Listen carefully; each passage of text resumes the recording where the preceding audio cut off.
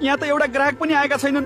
त्यो सुन्तलाले मलाई बर्बादै पार्यो। अब म घर गएर गोबीलाई के मुख देखाउँ? यो मोमो साँझसम्म बिकेन भने त मेरो लगानी सबै डुब्छ।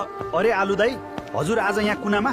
म त बजारभरि हजुरलाई खोजिरहेको थिएँ। हजुरको गाडा राख्ने ठाउँमा त त्यो सुन्तलाले आफ्नो पसल जमाएर बसेको छ। के गर्नु भण्टा दाई?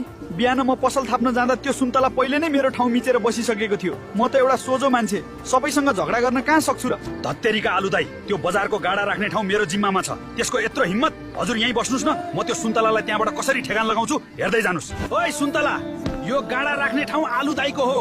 तेरो आफ्नो भाँडो उठा र यहाँबाट अहिले भाग, नत्र राम्रो हुने छैन। अरे भेन्टा दाई, किन रिसाउनु भएको? म अहिले आफ्नो भाँडाकुँडा उठाउँछु। रिस नगर्नुस् न दाई, धेरै रिस गरेको राम्रो होइन। आलु दाई, आजदेखि यो ठाउँ र यो नयाँ गाडा हजुरकै भयो। आज त साँझ पर्न लाग्यो, तर भोलि बिहानैदेखि हजुरको व्यापार बवाल हुनेछ, चिन्ता नगर्नुस्। भेन्टा भाइ, हजुरको यो गुण म जिन्दगीभरि बिर्सिने छैन।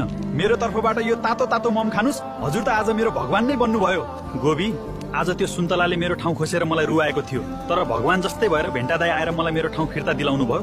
भोलिदेखि हाम्रो व्यापार राम्रो हुन्छ होला। चिन्ता नगर्नुस् बुढा, व्यापारमा त हारजित भइरहन्छ नि। जसले मिहिनेत गर्छ उसलाई भगवानले पक्का साथ दिनुहुन्छ। भोलि पक्का राम्रो हुनेछ। तर त्यो सुन्तलाले फेरि केही बदमासी गर्छ कि?